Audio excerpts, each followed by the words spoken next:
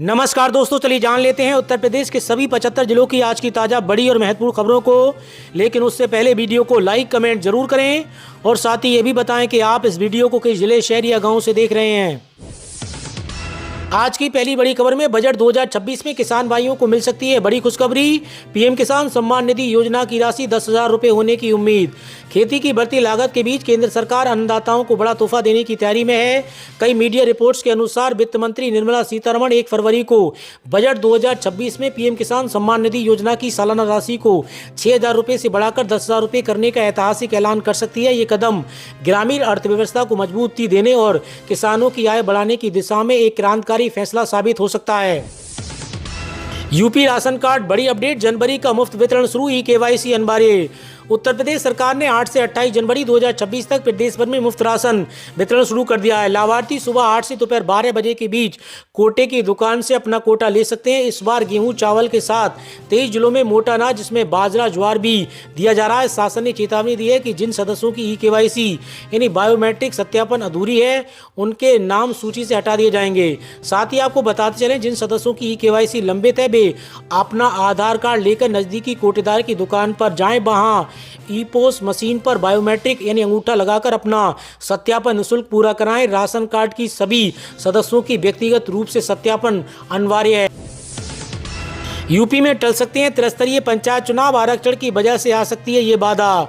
उत्तर प्रदेश में त्रिस्तरीय पंचायत चुनाव टलने के संकेत मिल रहे हैं। मुख्य कारण अभी तक समर्पित पिछड़ा वर्ग आयोग का गठन न होना है, जिसके चलते पंचायतों में आरक्षण की प्रक्रिया भी तय नहीं हो पा रही है। पंचायती राज मंत्री ओम प्रकाश राजभर ने फिर दावा किया है कि प्रदेश में पंचायत चुनाव समय अनुसार अप्रैल मई में ही होंगे।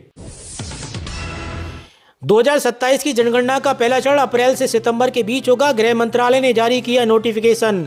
जनगणना 2027 का पहला चरण सभी राज्यों और केंद्र शासित प्रदेशों में घरों की सूची बनाने के अभियान के साथ इसी वर्ष 1 अप्रैल से 30 सितंबर के बीच होगा। जारी एक सरकारी अधिसूचना में ये जानकारी दी गई है।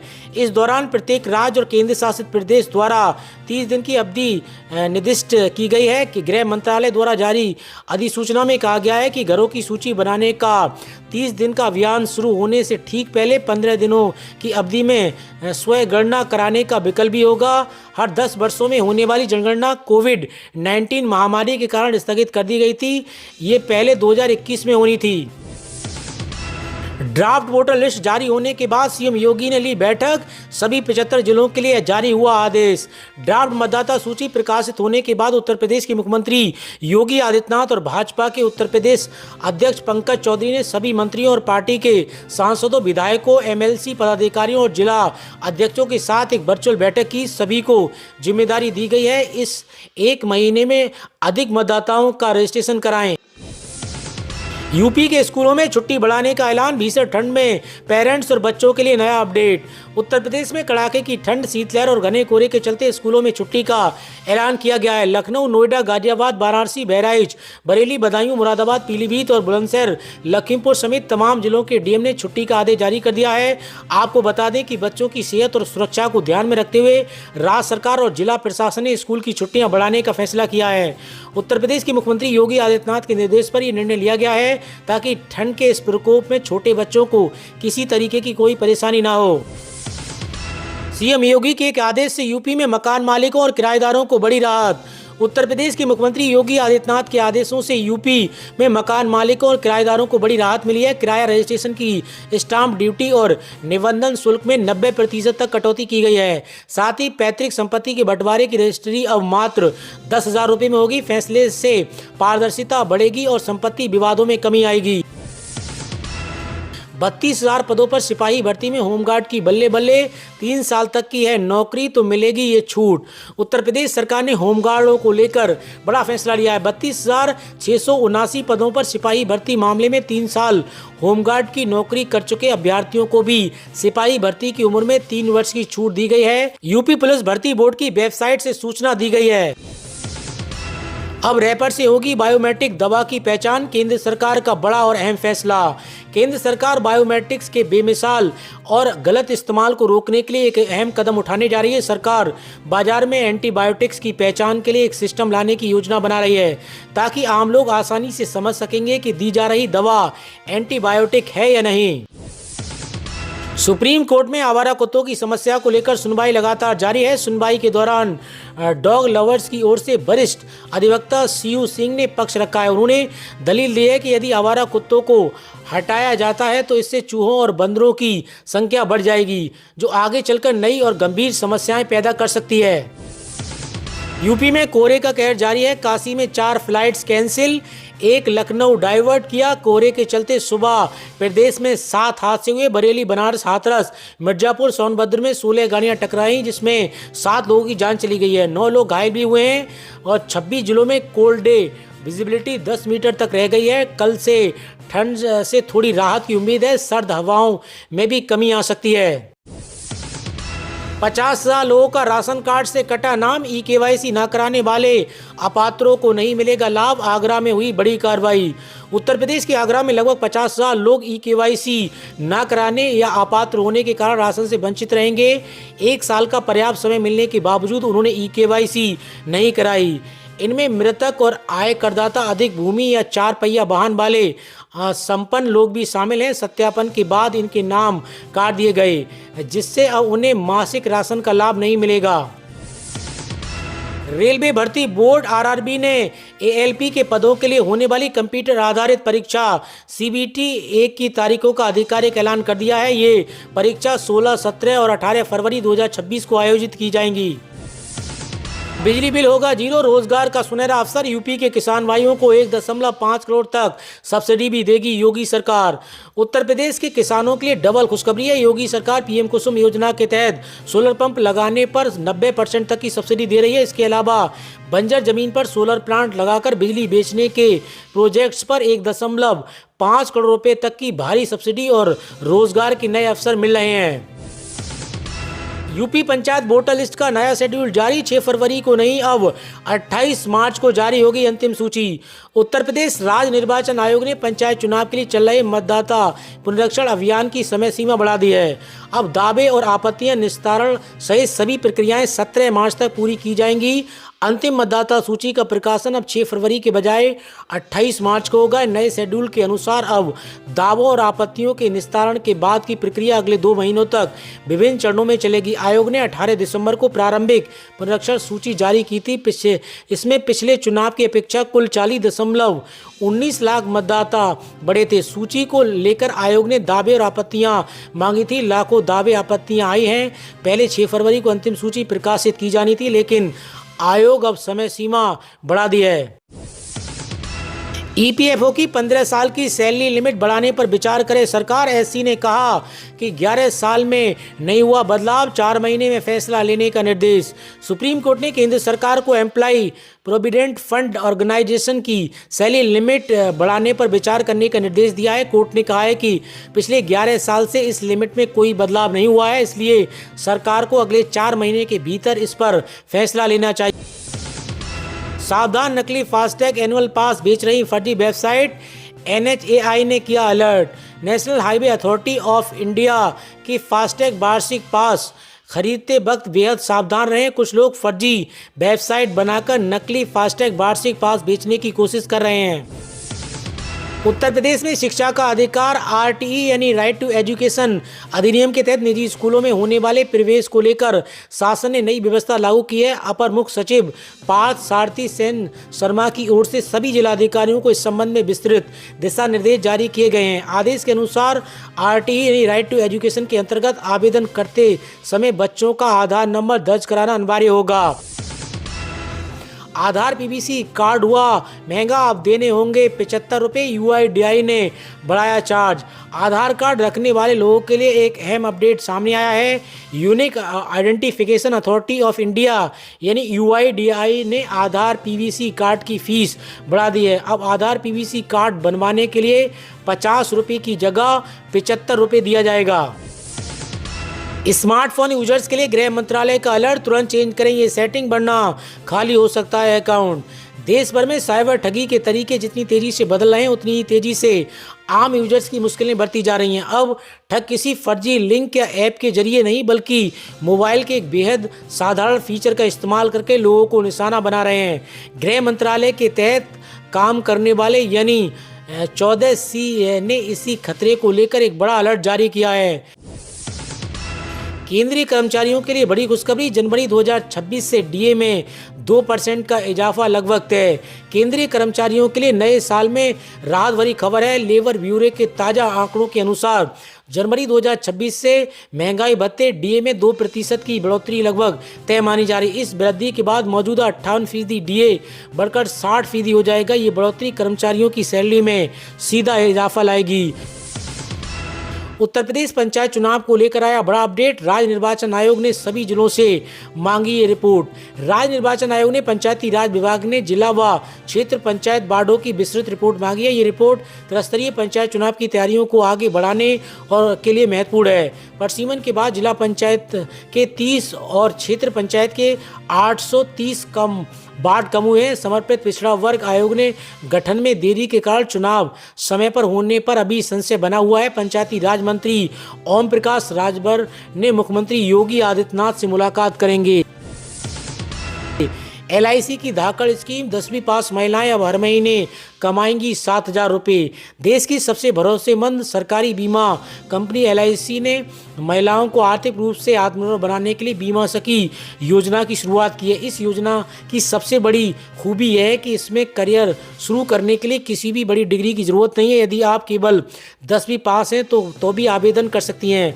18 से 70 वर्ष की आयु वाली कोई भी महिला इस योजना से जुड़कर हर महीने 7,000 रुपये तक की निश्चित आय और कमीशन प्राप्त कर सकते हैं। हालांकि पारदर्शिता बनाए रखने के लिए LIC ने स्पष्ट किया है कि मौजूदा एजेंटों या कर्मचारियों के करीबी रिश्तेदारों पूर्व एजेंट इस योजना के पात्र नहीं होंगे। आवेदन के लिए आपको अपनी फोटो, पहचान पत्र, मार्कशीट की सेल्फ असिस्टेड कॉपी जमा करनी होगी। ये ग्रामीण और शहरी दोनों की महिलाओं के लिए घर बैठे सम्मानजनक कमाई करने का एक सुनहरा अवसर है। आज ही अपने नज़दीकी LIC कार्यालय पर जाकर बीमा सखी बनने की प्रक्रिया शुरू करें। इस योजना का लाभ लेने के लिए अधिक जानकारी के लिए आपको अपने नज़दीकी LIC शाखा कार्यालय में जाकर विकास अधिकारी, शाखा प्रबंधक से संपर्क करना होगा। आप LIC की अधिकारी वेबसाइट पर जाकर भी बीमा सखी में पंजीकरण फॉर्म के बारे में जानकारी ले सकते हैं। हालांकि पारदर्शिता के लिए LIC के मौजूदा कर्मचारियों के करीबी रिश्तेदारों इसमें पात्र नहीं होंगे। यूपी में 2.89 करोड़ वोटरों के नाम कटने से बीजेपी में खलबली, बुलाई इमरजेंसी मीटिंग। मिशन 200 के साथ योगी सरकार ने कसी कमर। उत्तर प्रदेश में चुनाव आयोग द्वारा जारी नई वोटर लिस्ट के ड्राफ्ट में 2.89 करोड़ मतदाताओं के नाम कटने से बीजेपी खेमे में हलचल मच गई है। कुल वोटरों में हुई इस 18.70% की भारी कटौती के बाद मुख्यमंत्री योगी आदित्यनाथ ने मोर्चा संभाला है। पार्टी ने प्रदेश के हर पोलिंग बूथ पर 200 नए वोटर जोड़ने का लक्ष्य तय किया है।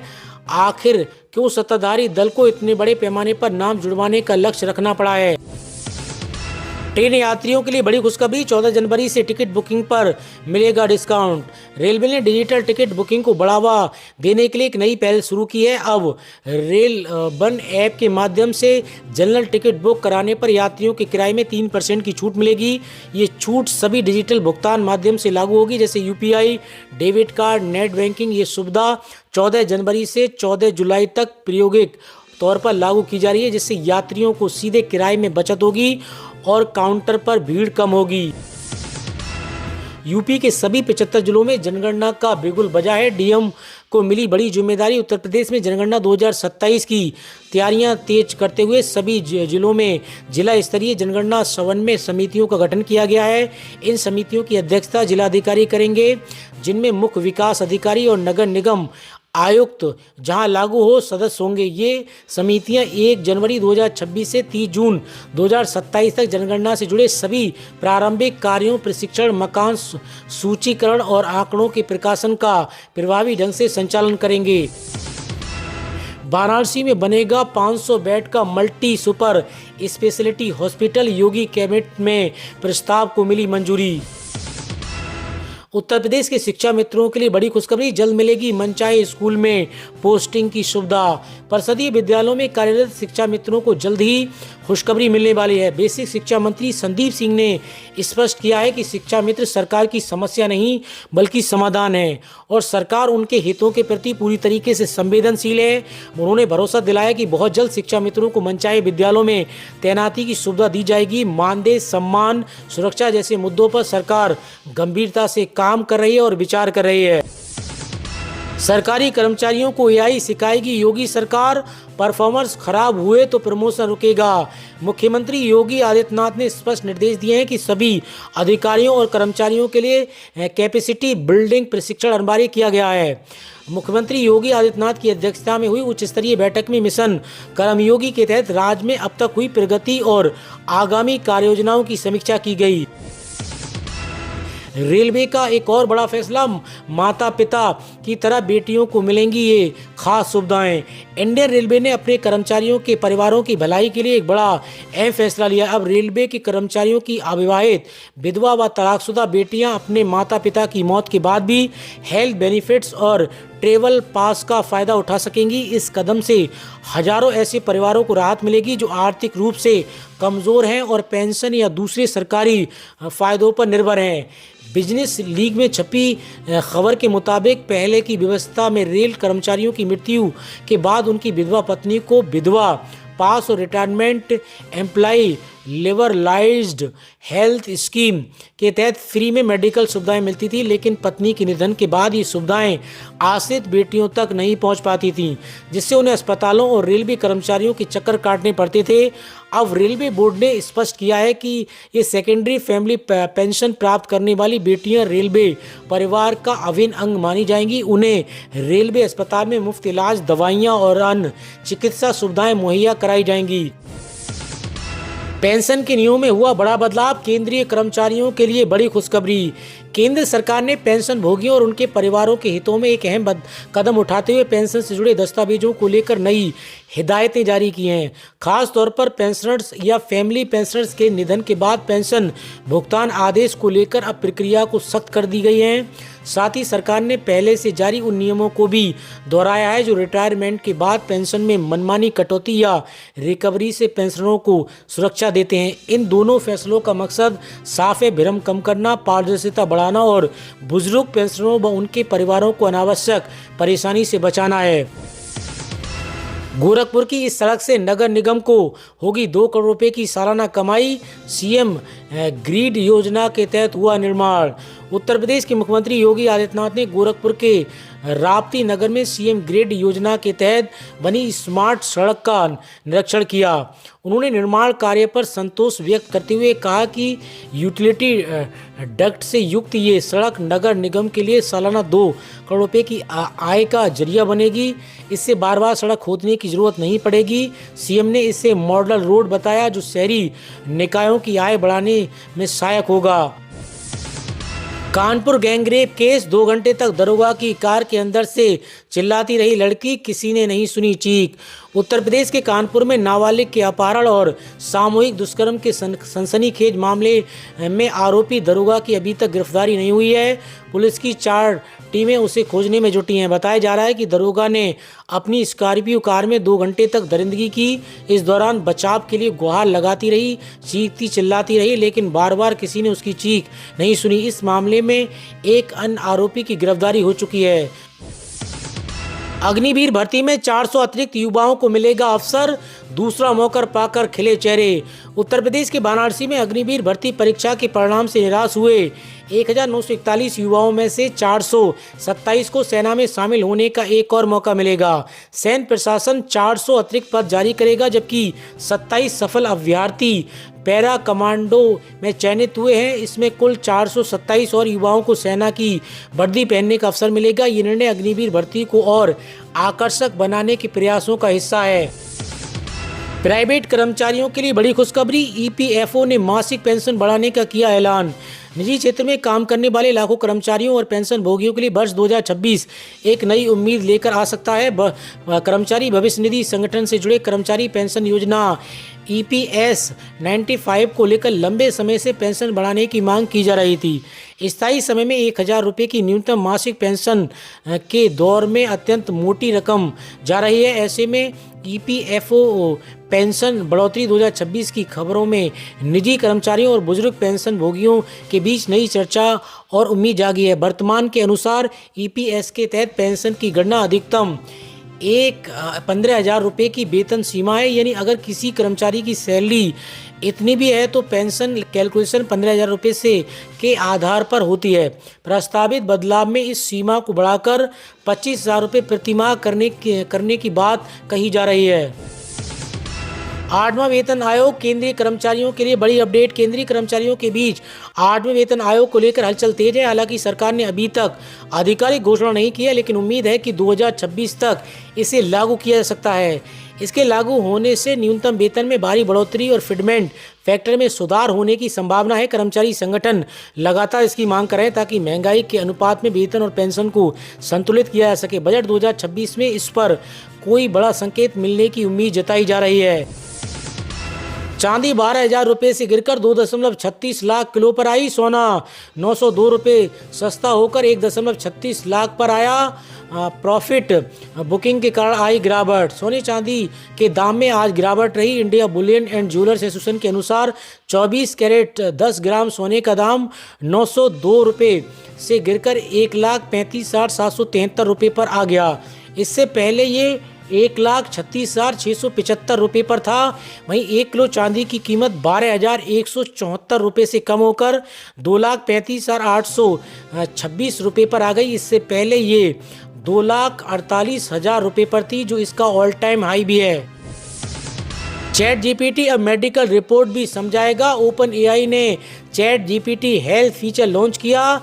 एप्पल हेल्थ और फिटनेस ऐप्स कनेक्शन कर सकेंगे। सैम ऑल्टमैन की कंपनी ओपन एआई ने हेल्थ से जुड़ी जानकारी के लिए एक नया feature chat GPT health launch किया है। ये फीचर यूजर्स को उनके मेडिकल रिकॉर्ड्स और फिटनेस ऐप्स जैसे एप्पल हेल्थ और माई फिटनेस पाल को चैट जीपीटी से जोड़ने की सुविधा देता है।